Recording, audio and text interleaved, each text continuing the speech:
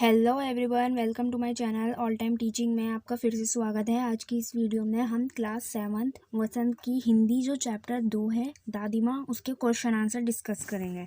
तो दोस्तों video start करते हैं।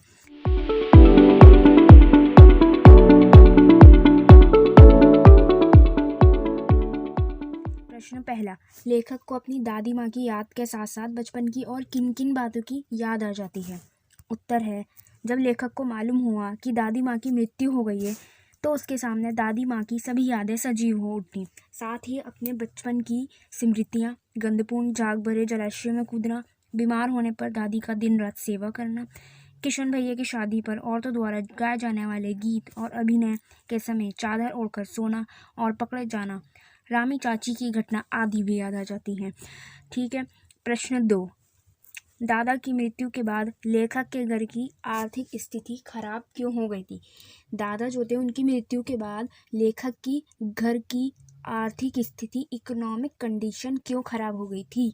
दादा की मृत्यु के बाद लेखक के घर की आर्थिक स्थिति खराब हो गई क्योंकि कपटी मित्रों एवं शुभचिंतकों की बाढ़ आ गई, यानी कि उनके दुश्मनों की बाढ़ आ गई। इन गलत मित्रों की संगति ने सारा धन नष्ट कर दिया। इनके मित्र जो थे वो गलत थे, उनकी जो संगति थी उसने सारा धन नष्ट कर दिया। उनकी संगत में रहना, संगति का मतलब होता है उनकी संगत में रहना। इसके अलावा दादा के श्राद्ध में भी दादी माँ के मना करने के बावजूद लेखक के पिताजी ने बेहिसाब दौलत व्यर्थ की, यानी कि बहुत ज़्यादा पैसे ख़त्म किए। ये संपत्ति घर की नहीं थी, कर्ज में ली गई थी। ये उनकी अपनी नहीं थी, ये घर की नहीं थी, ये कर्ज में ली गई थी। दादी माँ के मना करने के बावजूद उन्होंने नहीं माना, जिससे घर की माली हालत डावाडोल हो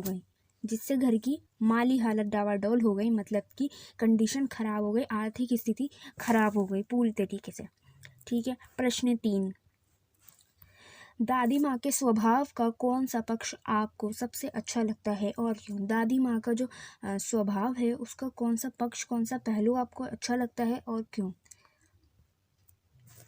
उत्तर है, दादी माँ के स्वभाव में अनेक पक्ष थे जो हमें अच्छे लगते थे। मसलन दादी माँ का सेवी, संरक्षणी, परोपकारी व सरस स्वभाव। दादी माँ जो सेवा भाव रखती थी, संरक्षणी थी, वहाँ की घर की परोपकार थी और सरस स्वभाव, उनका जो नेचर था वो बहुत ही अच्छा था। आदि का पक्ष हमें सबसे अच्छा लगता है क्योंकि इन्हीं के कारण वे दूसरों का मन जीतने में सदैव सफल रहीं। लेखक के बीमार होने पर दादी द्वारा उसकी सेवा करना, रामी चाची की बेटी की शादी पर उसके घर जाकर उसकी सहायता करना, पिछला बकाया ऋण माफ़ करना, यानी कि कर्ज को माफ़ कर देना, पिछला जो भी है, पिताजी की आर्थिक तंगी देखकर दादी की निशानी सोने का कंगन उन्हें देना आदि दर्शाता है कि दूसरों की मदद करना ही उनके जीवन का प्रमुख उद्देश्य था, कि वो दूसरों की मदद करती रहती थी। हमेशा उनका स्वभाव ही ऐसा था कि वो दूसरों की मदद करती थी। ठीक है। उनका जीवन का भी प्रमुख उद्देश्य ये था। मुझे दादी की सहृदयता और कोमलता वाला पक्ष सबसे अच्छा लगता है। ठीक है दोस्तों, मुझे आशा है आपको ये वीडियो पसंद आई होगी। अगर कुछ भी डाउट रहता है तो आप कमेंट बॉक्स में कमेंट करके मुझसे पूछ सकते हैं।